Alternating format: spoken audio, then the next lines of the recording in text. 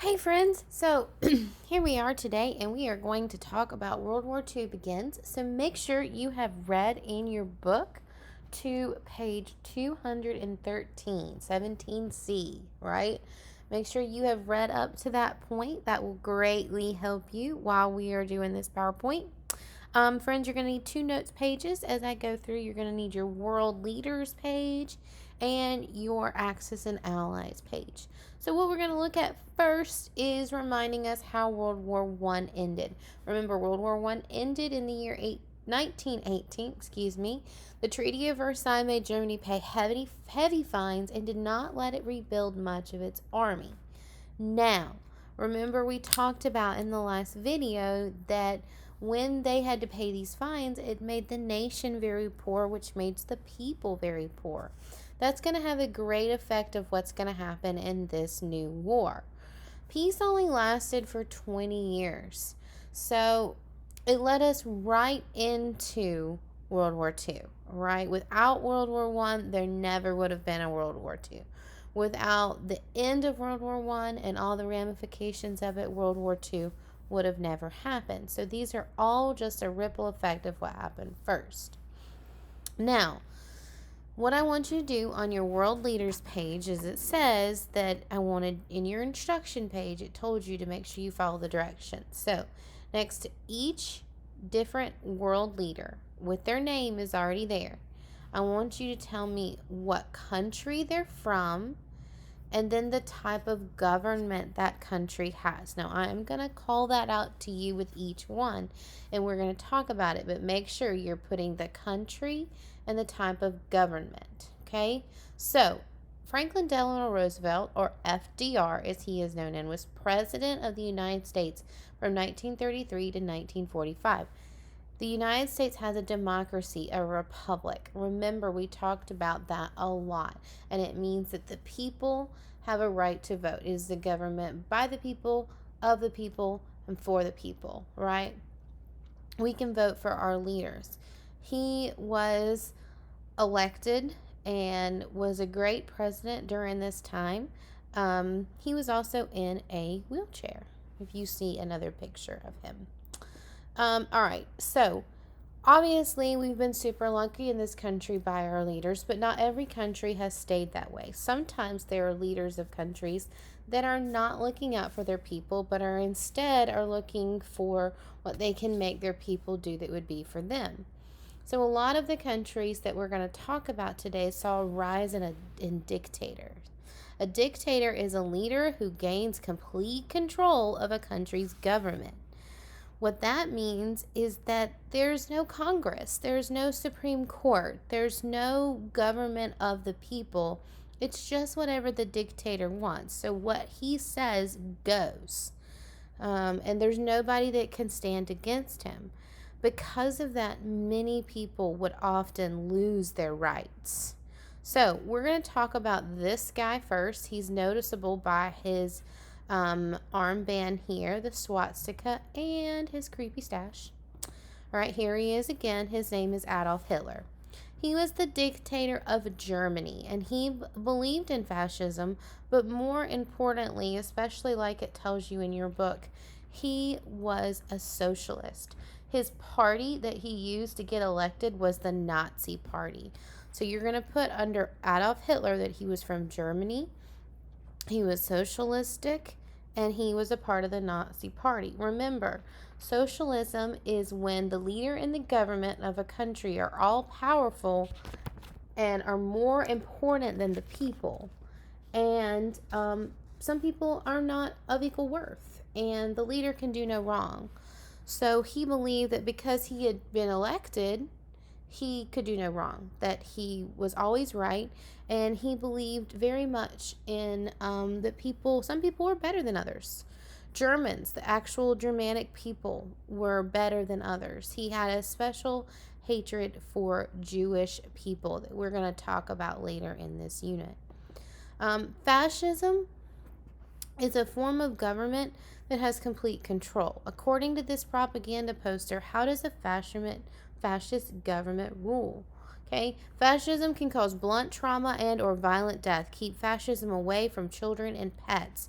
So that's being a little silly, but basically what's the guy doing? He's beating him. So a lot of times in these countries, in Italy, in Japan, in Russia even, and in Germany, you would see the people being shot on sight for not following what the government told them to do, even if what they were saying was wrong. Nobody could fight against them, right? So the people didn't have a trial if they did something wrong. They were innocent until proven guilty. The government just made them guilty. So they're going to rule with an iron fist. They're going to rule with force, right? Germany had suffered a severe economic depression after World War I. Hitler promised the people that Germany would rise again. He wanted everyone to believe that his country would go back to being as great as it had been at first. He hated and blamed Jews for Germany's problems, right? So this video is a great video for you guys to watch and talk about how Hitler rose to power. He seemed like a pretty normal dude, and then as he got into power, he just kept taking more and more and more power, and eventually until it was a complete dictatorship, and the people blindly followed him up until a certain point. So you can watch that video about him. So, why do you think the Germans were attracted to Hitler's idea that they were better than other people? Well, think about it. What had happened to them? They had been punished and they were tired of being poor. So because of that, they like the idea that they're better because they haven't felt that way in a long time, right? Our next leader is Benito Mussolini. He was the dictator of Italy. So make sure you're putting that in your notes. He promised to attack and conquer other countries. He was an ally of Hitler's, and he was a fascist. Remember that a fascist is going to be a type of party where the people get their rights taken away. If they don't obey, they're going to be killed, right? The next one is Winston Churchill, one of my favorite fellows to talk about. He's the Prime Minister of Great Britain. Remember, Great Britain is like England. He's going to be on the Allied side. He's going to be on the same side as the United States. And his country, England, is a constitutional monarchy. So what that means is that there is still a king or queen. During the war, it was a king. It was the current Queen Elizabeth's father. During the war, and he's sitting on the throne, and then he's working with Winston Churchill to make sure the decisions are being made correctly for the country. But at the end of the day, the people still have the right to vote. The people vote on him, they put him in power, and he does not stay in power forever. All right. The next one is Emperor Hirohito. All right. He's going to be Japanese. And he was the emperor. Emperor is another word for king, all right, but just in a different country. It is said that he was not enthusiastic to be a part of World War II, but was often seen in military uniform to show his support. Now, the problem here, guys, is that while he's king and he's in charge, he's not really in charge because Japan had a very militaristic state. They believed in militarism, which means that the top person of the military was more important and could make better decisions than the king could. So Japan is also going to be on the side of Germany. Our last fella is Joseph Stalin. He's another one with a bit of a stash there. All right. He's communist. He's going to be a communist leader of the Soviet Union who allied with Hitler at first and then became allies with the United States and Great Britain. We're going to talk more about him. He's got a great story for his country because he actually switched sides, right? He is one of the cruelest dictators that we will talk about. More people died in Russia than we could ever even imagine because of his meanness, right? Now, the world leaders allied together and formed two world powers. You had the Axis powers. You're on your next slide. You're going to write these down. The Axis powers are Germany, Italy, and Japan. Okay, Germany's here. Italy's here. Remember, Italy is the one that kind of looks like a boot. It's got that little high-heeled boot there. Germany's here, and Japan, of course, is way over here in the Pacific Ocean, right? The little island. So Axis powers, and then the Allied powers are going to include Great Britain, which is England, Scotland, and Ireland, right? Or Northern Ireland.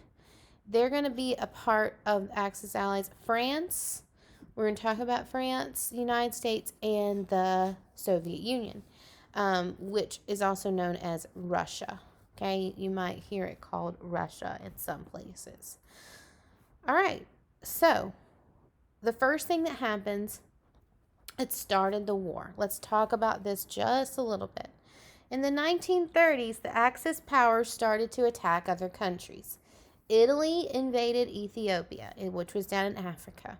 Japan traveled west and invaded China.